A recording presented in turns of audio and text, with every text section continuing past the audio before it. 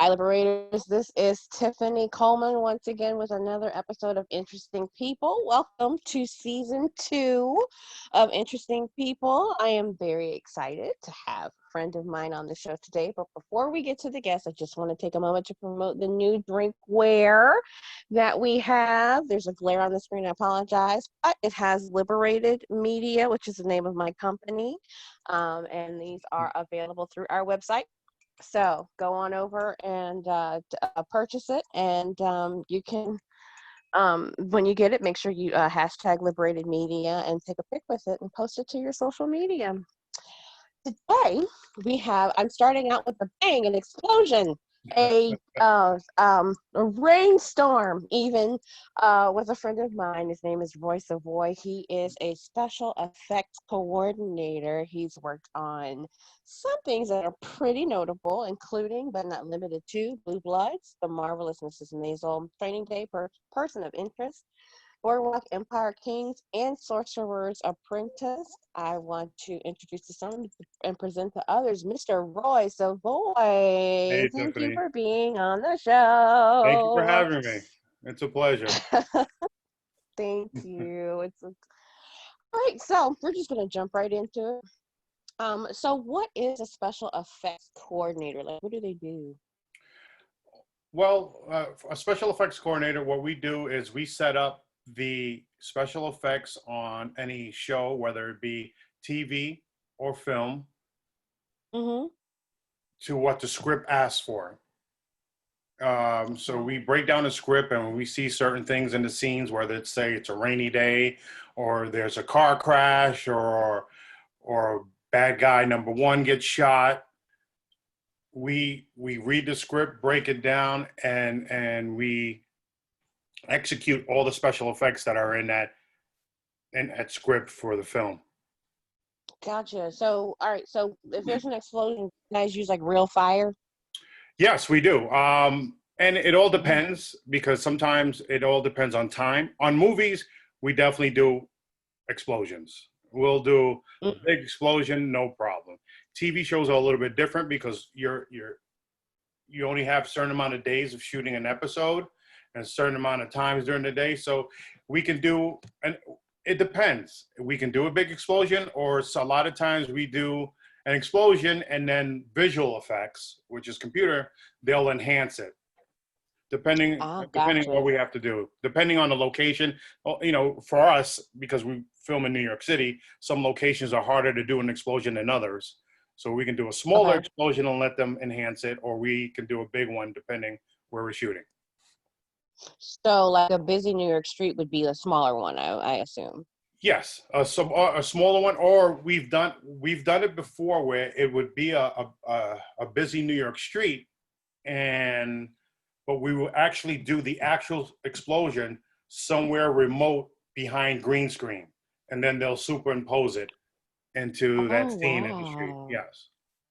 Oh, wow. That's pretty cool. That's pretty cool. So I knew you guys did like explosions and fires and stuff. Do you guys do rain too? How does all of that work? Like, how We does rain work? Our special effects departments, we do everything. We do explosions, a lot, everything pyrotechnics, and also weather effects, whether it be rain, hurricanes, strong winds. We have big fans called Ritter machines, Ritter fans. Mm. Then you have snow. We do falling snow, ground snow coverage. We chip ice, where we do actual real snow on the ground. Um, what else? I'm trying to think. Also, we do car crashes, car flips, um, people getting shot, That's wild. Okay. Okay. shooting. When a car gets shot up, or when a wall behind an actor or stuntman gets shot up, we rig all that. That's wild. Okay, so how do you make a rainstorm happen? Rainstorms. We use rain bars, standing rain Okay. towers. Depending how big the scene is or how big the frame is of the camera, we will do standing Uh-huh. rain towers, or we have overhead rain bars that we hook on condors or cranes. Some they go from Okay. 60 feet to 80 feet long. That is wild. Yes, and you could do a lot of That is coverage. wild. And especially in New York, and in New York, again, in New York City, because we have city blocks and everything, we have a lot of apartment buildings. We also have roof pipes where we rig them onto the roof, and they stick out about 20 feet, and then you run the hose all the way up to the top, and you can fill in the block like that as well. That is so cool. Yeah. That is so dope. Wow. Yeah. Okay, nice.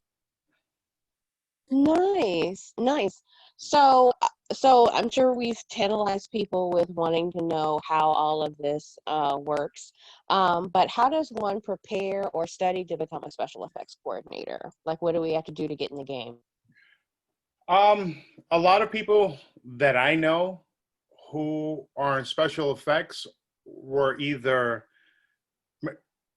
ex carpenters, ex Mm, welders, mechanics, electricians. It's just you have to be mechanically inclined, and that's the first part, being mechanically inclined in any way. And then the pyrotechnics part of it comes on the job, on the job training. mm-hmm. You have to take, you'll learn from your supervisor or your foreman, or the veterans of your crew, and they'll teach you how to do certain things, and you have to learn, log your stuff, take tests to get your licenses, so you can move up in that world. Gotcha. So, what kind of licenses should somebody be pursuing or Well, looking in after, a or? federal, there's federal licenses that everybody should have, and then depending on the state that you work in, Mm-hmm. like California has their state license, Okay. which I had, and New York has their city license and their state as well. Gotcha. Gotcha. So Okay. I have all three Okay. for New York City, for New York State. Nice.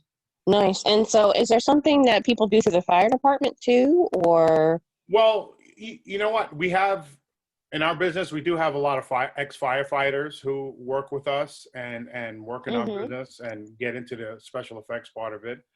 Um, but that's not the requirement of our job. You don't have to be an ex firefighter. It's just you have to, Gotcha. because again, we Yeah. have special effects guys are like they do so much. They do everything Mm-hmm. from electrical to welding to some carpentry to what they're doing in their scenes or in their shots to make their effects work. Gotcha. Ga- Gotcha. Gotcha. Because when I used to see you around, I just thought you were a fireman. I was like, oh, there's the fireman. But No, well, I you didn't used to see me. realize. You used to see me with my FDNY explosive shirt a lot. That's why. Right. Exactly. Exactly. Yeah. Exactly. Exactly. So I was like, no, there must be some fire involved in this episode. Okay. All right. no. I graduated from. I went to school actually for aircraft mechanics. So, and I was always technically Oh, inclined, wow. and it just Okay. I fell into this business. I didn't I moved to LA in '94 not to get into this business. I just moved to LA and I just fell into it.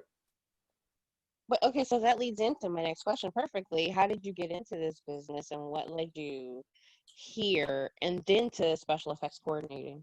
Well, my ex-wife, who we are still dear close friends, she was living out Okay. in LA already, and she works for an entertainer. Hmm.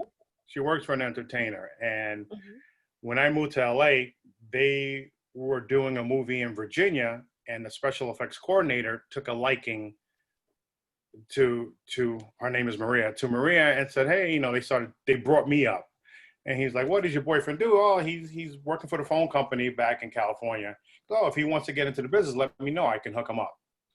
And it was brought to my attention. I was like, wow, you know what, something new, something different. Yeah, I'll try it. I was 28 at the time, 27, 28. I said, sure. And that's how I got in. I started working for a huge effects house in Los Angeles called Special Effects Unlimited. A lot of guys in the Oh, business wow. in LA and California started out at that effects house. and that's where I started and stayed. I stayed in California for 9 years before I moved back to New York in 2003. Wow. Wow. Okay. That's cool. Yeah. That's cool. Nice. Nice. So what was your favorite project to work on or projects to work on and why? You know what? I had a few favorite projects. But my number one was actually Training Day because I got to work Oh my gosh. with Antoine Fuqua, and I got to work with Mm-hmm. Denzel. I got to work with Denzel, which was an honor. And it was a good learning experience because that show was I did the most bullet hits on in my life, at that time on that show because we had rigged Denzel Washington with about 78 bullet hits. He got shot up 78 Oh times my God. because of, Antoine and Wait, and so this is for that end scene, yes, this is for the end scene exactly. right? And Yes. Mm-hmm. and then the car itself had 250 bullet hits on the car. So as Ooh. Denzel was getting shot, all that was going off all at the same time. Oh my gosh. Yeah, it was quite Oh the my scene. gosh. And so you guys shot this where? We shot this in LA. That one scene, Okay. we shot. It was closer to trying to remember. It's way back. We were closer to the airport, LAX, not too far from the airport. I think we were in South Central somewhere. Okay. Um, but then Okay. but a lot of it was filmed in every hood in LA because Antoine Fuqua likes to shoot his movies. He wants everything to be authentic. He didn't want to do anything on a stage or anything like that. So he wanted the real deal. We shot in neighborhoods that were Bloods. That was the Blood territory. We shot in neighborhoods that were Crip territory. And on that shoot, we had a Blood and a Crip on payroll to keep the peace. That is wild. Yeah. That is wild. Yeah. So Oh my, it did was you an ever meet interesting shoot. those people? Huh? Did you ever meet those people that were the Blood and Crip people? Oh, absolutely. Absolutely. Absolutely. I mean, we interacted Mm-hmm. and we even interacted because a lot of people, okay, so the famous scene in the cul-de-sac was was in Mm-hmm. South Central. Yes.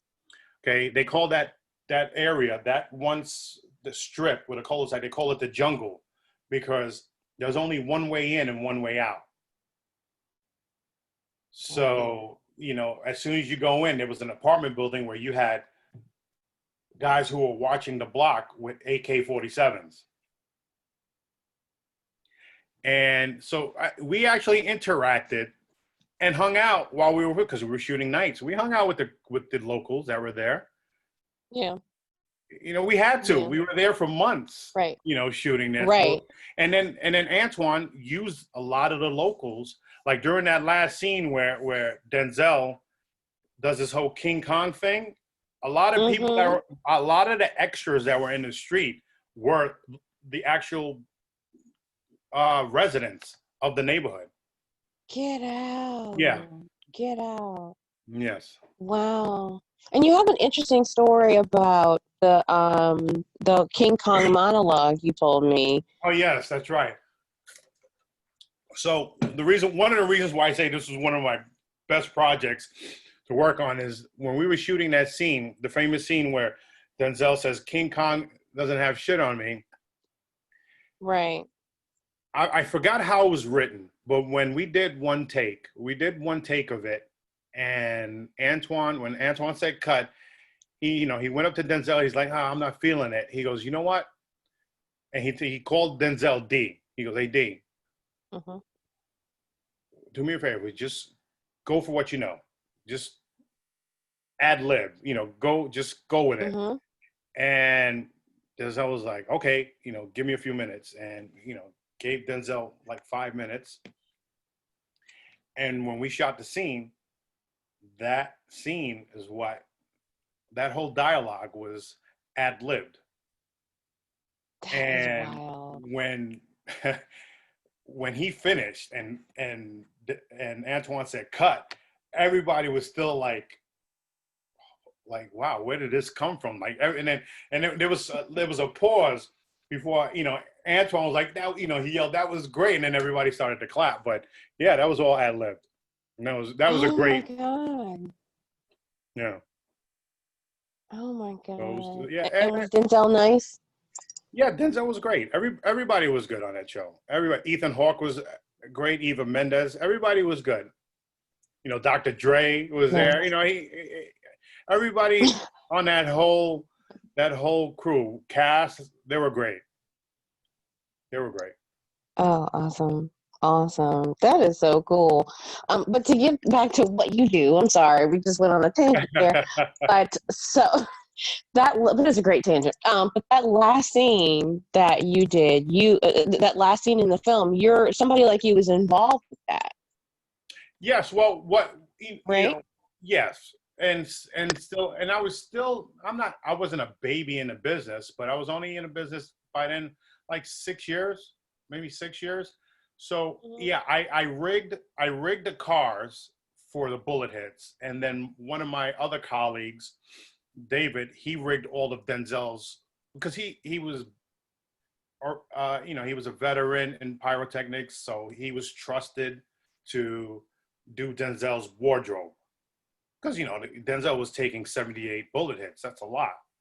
Um, so he rigged Denzel's bullet hits, and then my boss, who was Marty Breslin, he's passed. He was the guy who hit the button. We rigged all the wires and everything from the car to Denzel, and we rig them all into a box, which we call a clunker box. And then everything is set up in sequence, how they should go off. Marty asks Antoine, how do you like this to go off? Do you want like this on the car to go off, then some of Denzel's wardrobe, and then this go off, and then so we have to set it up that way in that box. And then when we turn it on and arm it, all Marty does is presses a button, and that's what happens. Some of the car will get shot, and Denzel will get shot, and that's how it goes. Wow. So, so it's safe to say that everything Your in the volume went show, down a little bit, everything is planned. Tiffany. Can you hear? Yeah, your volume was low. Can you hear me?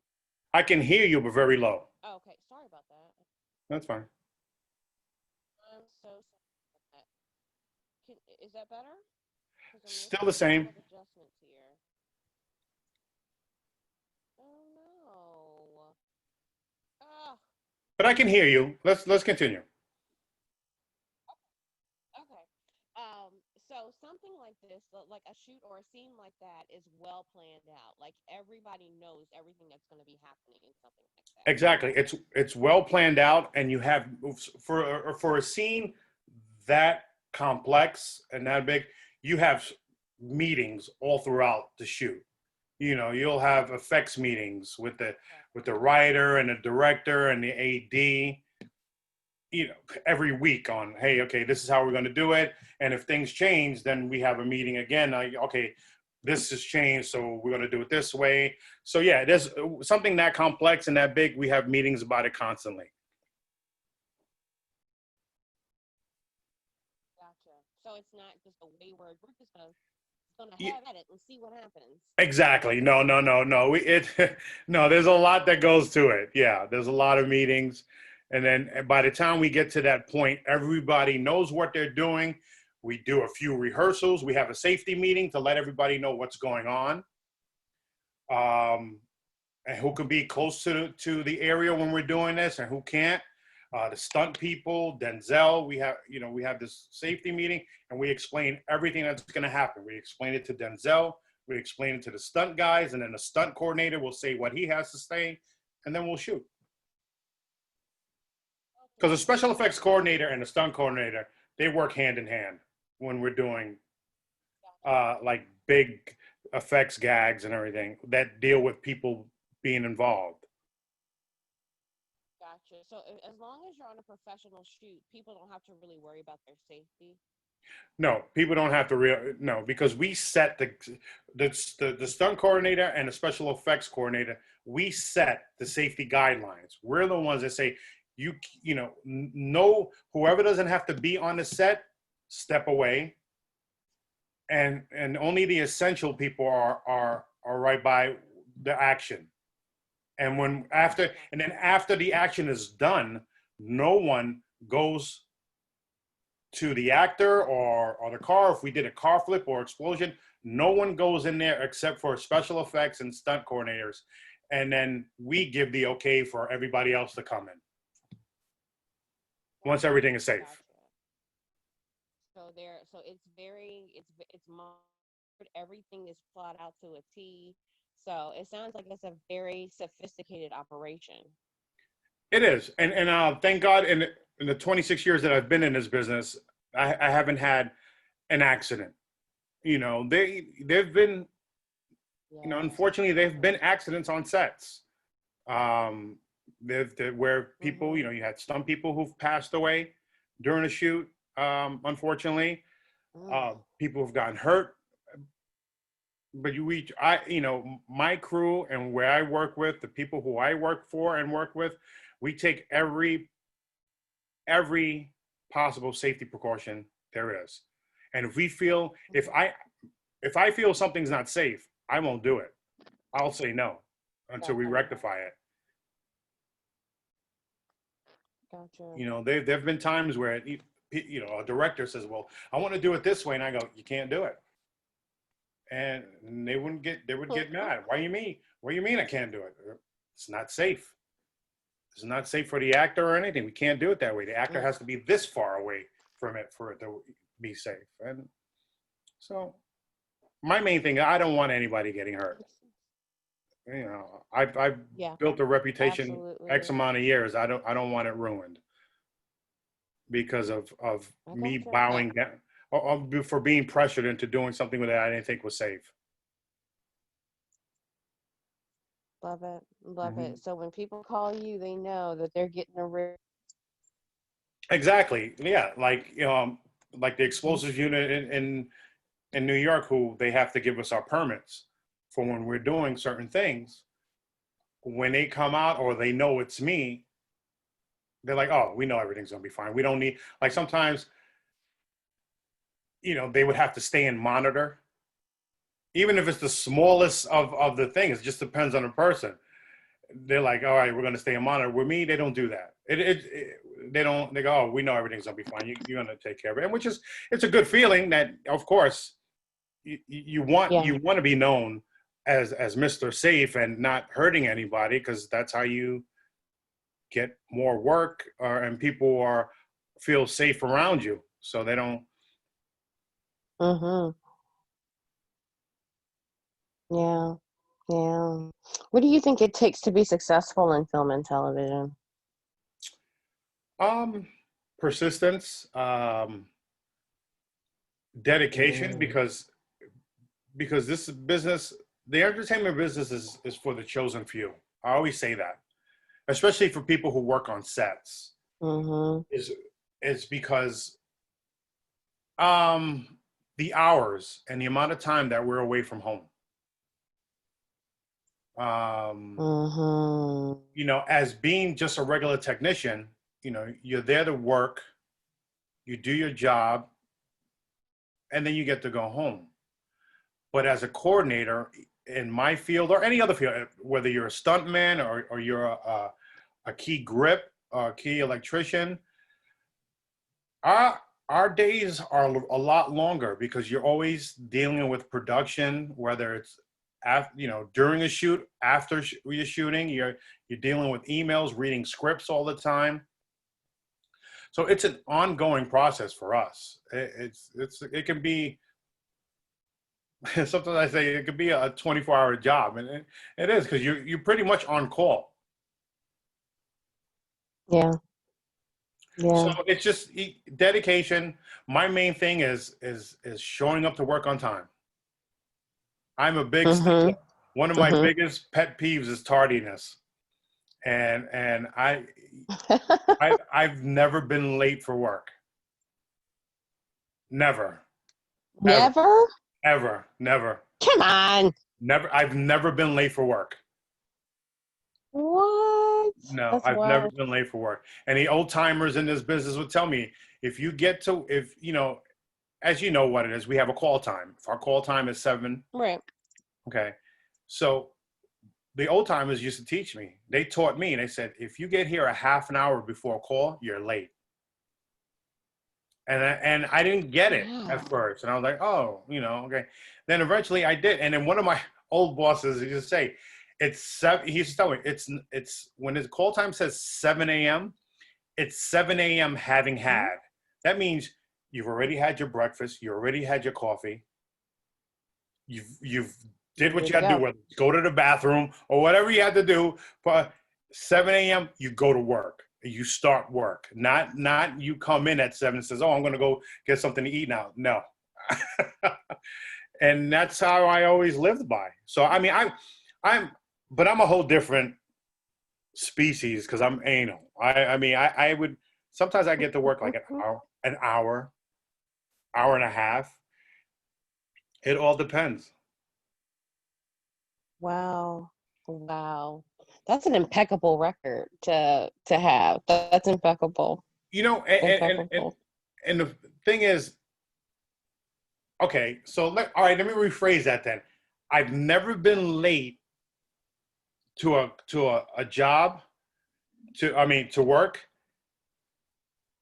in Mm-hmm. real standards. Under my standards, I've been late because there's times where I've come in like because of say a traffic jam or something's happened on the road.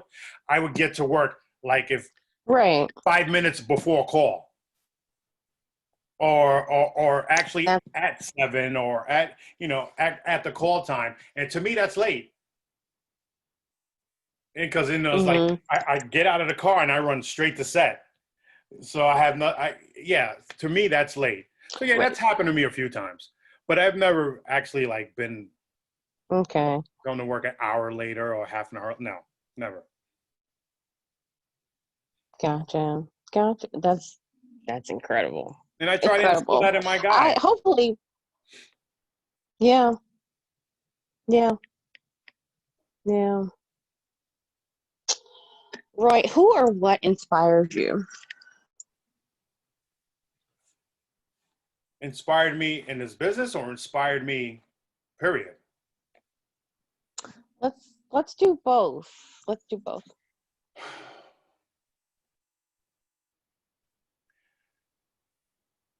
You know what? I, I can't say in this business.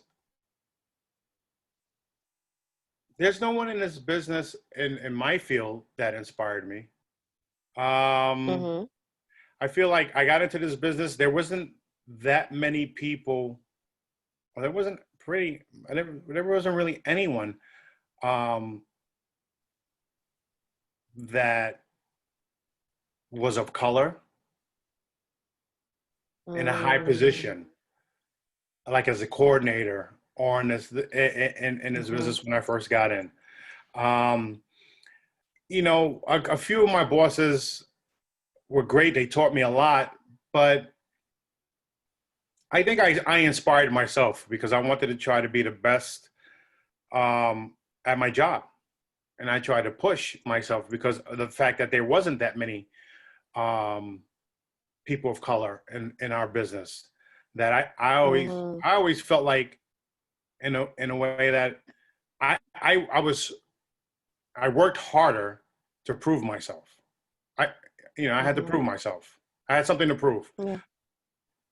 and and then out of this business, my mother inspired me. Mm-hmm. My mother was always my inspiration. She's my she was a single mom for years. I was raised by her, and she was very Mm-hmm. independent and worked hard for what we have or what we had and what we have now. That it pushed me. It pushed me to be Yeah. better. Yeah. Yeah. That's beautiful. That's beautiful. And last question in this set is, why do you love this line of work? Like, what keeps you coming back? The money. You know, I'm I'm gonna sure be it honest. helps. I'm gonna be honest. Mhm. There's some days that I'm like, I wish I wasn't in this business. Mm, As I've gotten older, because I feel yeah. like, it's like, it just takes so much of your time, and you feel like life has gone by. Really, I mean, this is in my case, because you miss out on a lot. You do, because you dedicate yourself so much to your job and to this business, and you're away from home a lot. Is you feel like you miss out a lot. Mm. But how can you not like this job? You get paid to blow things up. You get paid to make make rain, make mud, uh, you know, crash Literally car, make it rain. yeah, crash, crash cars. Effects men and stunt men are just overgrown kids. We just grow, little kids in grown men bodies.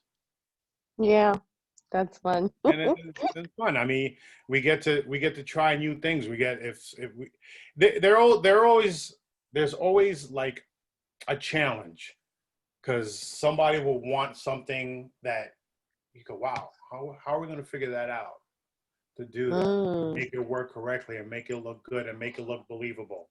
And that's when you get, Mm-hmm. because an effects coordinator is only as good as his crew, Mm. and you got to have a good crew behind you. And then you go to your Yeah. guys, how are we going to make this work? And then everybody, puts their head together and come up with a plan, and we test it out or try it out, and voila, there it goes. So Nice. it's challenge. It can be challenging, and there's some times where it's Yeah. not challenging. It's like, okay, you did one explosion, you did them all, or you shot somebody. Mm-hmm. Somebody gets shot. Okay, I mean, I did a TV show that we shot somebody every episode, and it just was. It was like, okay, all right, how many people gotta get shot? No problem, done. It was like a no brainer. Like you could do it with your eyes closed. Wow. Wow. Yeah. But every project is not the same, though. No. Every Every project project, isn't the same. No, absolutely. you have some projects that you'll have more certain type of effects than others. We did the Adjustment Bureau, and Mm-hmm. we did that show had a lot of rain. I mean, we did a rain scene that was over a block long. That it was a continuous rain that Ooh. they shot. It was a Ooh. one shot through the rain, and it was over a block long. Wow. Yeah, and we did a lot Wow. of rain on that show. And then you had shows like Born Ultimatum. I mean, Born Ultimatum was a show that was crazy, crazy, because they only, I tell you, it's not a secret of the job, but, and they only have one set of cars on that job that the car coordinator had. So Mm-hmm. every car that we crashed or whatever, the effects crew had to take it back to the shop and bang it out and make it look almost like it wasn't crashed. And What? we worked so What? many crazy hours on that show. It was nuts. It was nuts. And then this was before, Oh my God. and this was pre all the restrictions that were set upon New York City for doing, stunts in the streets. Because there are some restrictions that you can't go a certain amount of, you can't drive over 25 miles an hour doing a stunt in the city. But this is pre. Oh This wow, was, I didn't know that. yeah, Uh-huh. this was pre. So we were going down street Oh, at like 60 miles per hour, and their car crashing and all. Yeah, it was pretty crazy. Same thing with that's Pelham wild. 123. Pelham 123, we were doing the same thing. Good movie, by the way. Good movie. Actually watched it not too long ago for the first time. And I was like, it's anyway, sidebar. That's a tangent. Um, that's so cool. That is really cool. Wow. Yeah, I love my Roy, business here in New York. I do. I love it in New York. as you should. As you should. Roy, this has been great. It's been great chatting with you. It was My great to hope be is here. that somebody somewhere sees this and it'll inspire them to want to become a special effects person. And to know that you can do so much in the film and television industry Mhm. that isn't necessarily actor, director, producer, whatever. Exactly. There's so many other departments in this business to be in and be involved. Mhm. Mhm. Yeah, yeah. So I wanted to end the show the same way I end all of them. With this questionnaire, it's just spitfire questions. Okay. Don't think too hard about it. Um, and it's just I just wanted an interesting way to get to know people outside of the conversation or the box that we've been in within the conversation. Um, so will you play along with me? Just Absolutely. humor me. Absolutely. Cool. All right. What is your favorite word? Daughter. My favorite word is daughter because I Because love you've my got daughter. one. Yeah, because I got one. My one and only child, and I love her to death. She's Oh, everything to me. that's great. Yes. Oh, oh. What's your least favorite word? Nigger. Oof. Um, because I've dealt with racism my whole life, Mm-hmm. and that's not a word that I use. I don't like using that word. I don't.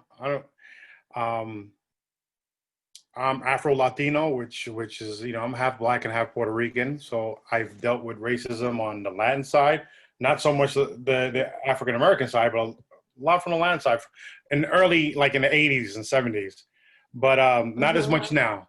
Um, Okay. but yeah, I'm just not a big fan of racism. That's a trigger word for me. Understood. I'm not a fan of it either. Yeah. Um, what turns you on creatively, spiritually, or emotionally? Um, an independent woman, a woman who knows what she wants, and one of my things, and I tried to instill it in my daughter as well, because I guess I saw it from my mother. Um, is like I'm the type of man that somebody, you know what? Actually, not even saying an independent woman, somebody who's independent, somebody who like like I know so many people who go, oh, I can't be without a woman because I can't cook, or or a woman saying I need a man in my life because I can't put together my TV or program things. But I need a man in my life for that. And like I feel like Mm-hmm. you're limiting yourself. And Yeah. and and like I try to instill that in my daughter too. Like my daughter's very like being self-sufficient. Mm-hmm. In a way, like Mm-hmm. I don't ever want to depend on anybody and feel like, oh, I can't do this because that person's not here, or I don't have this person in my life, or and Mm-hmm. I feel, Mm-hmm. I one thing my mother taught me since I I can cook, clean, sew. um, Get out. yeah, I mean, well, I'm the only child of a single mother, so it was Mm-hmm. to the age of 13, it was her and I. Yeah. So once I got a certain age, she goes, "Oh, you know how to cook. You can cook for me now." Okay. And the same thing with again, like my Mama had a daughter. plan. Yeah, and the same thing with my daughter. I try to Mm-hmm. instill that in her. Like, don't think you shouldn't have to need a man to take care of you. You should need somebody so you can take care of each other. Oh, I love that. So I'm big on just being independent. Get it? I So a love strong, it. independent I woman is love a turn it. on. Well, then to counter that, what turns you off? What turns me off? I can go back to one of the previous questions is racism. That that Mm, that just is it's just a huge it is a huge turnoff.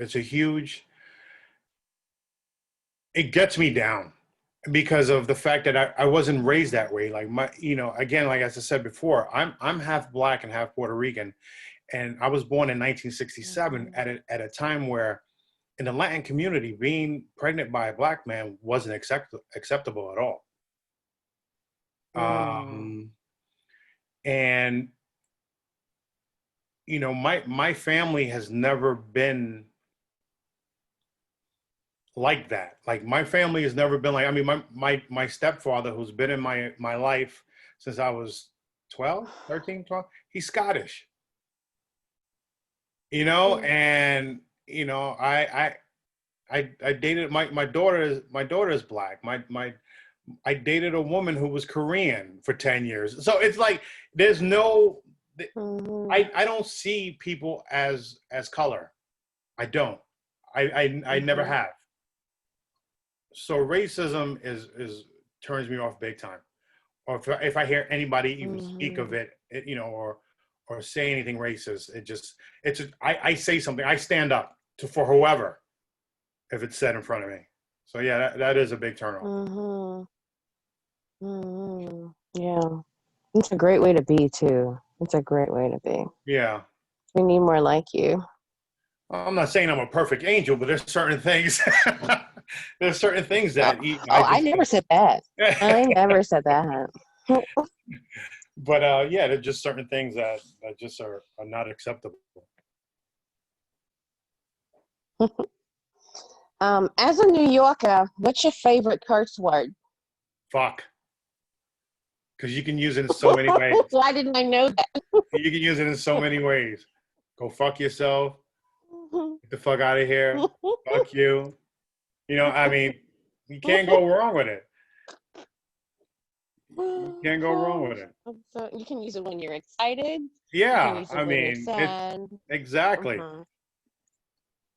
So no, Yeah, that's my yeah, favorite word. I get it. My favorite curse word. I get it. What sound or noise do you love? Rain. I love Me too. rainfall. The sound of rainfall, thunder, and lightning. It's one of the Hmm. most soothing sounds. I mean, I have a soundtrack that I play it every night for the white noise that I I need to go get to it. bed. Is a rain soundtrack. I get it. I get it. I get it. That's good sleeping weather right there too. If It you is. get a good night one, Yeah. mm-hmm. Mm-hmm. What sound or noise do you hate? Wow. Trying to think. The funny thing is, we've talked about this before, and it still stumps me. Mm-hmm. Um,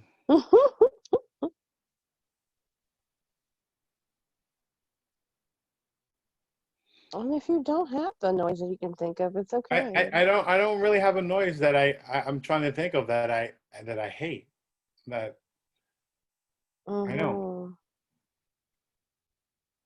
Mm-hmm. Okay. What profession other than your own would you like to attempt?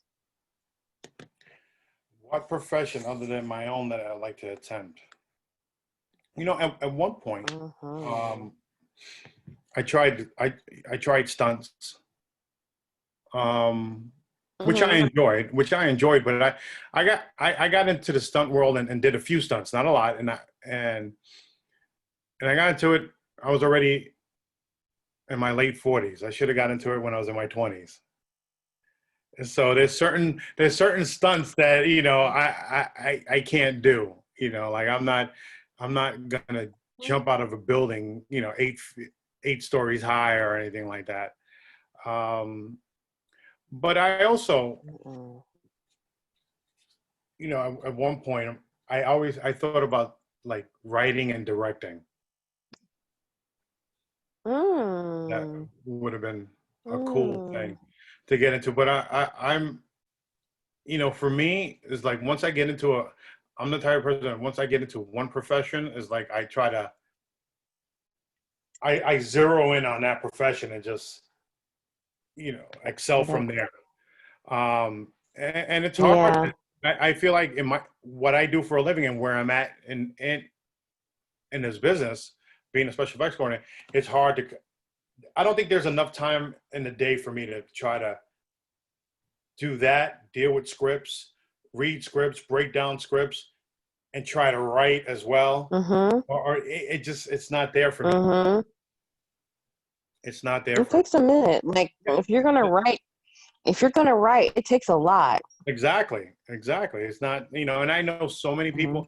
I know so many people in the business who have been trying to break into the business for 10, 15 years with scripts and still haven't been able to.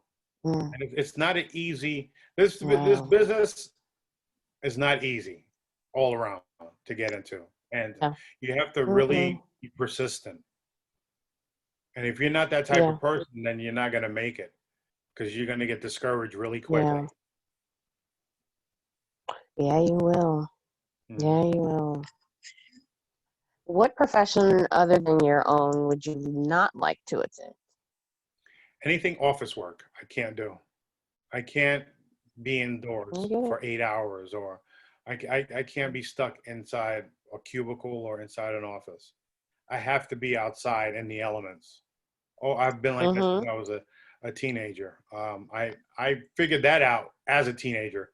My first job was in my mother's company. She worked for the stock exchange, and I was in the office. I worked in the corrections department where I would take quotes that came up on one ticker tape and input it on a computer. And I looked at the clock like every 10 minutes, hoping that an hour had passed by, but it was only 10 minutes. So I knew then, I was like, I can't be in an office. Understood. And if you believe heaven exists, what would you like to hear God say when you arrive at the pearly gates? Your father's been here waiting for you. I'm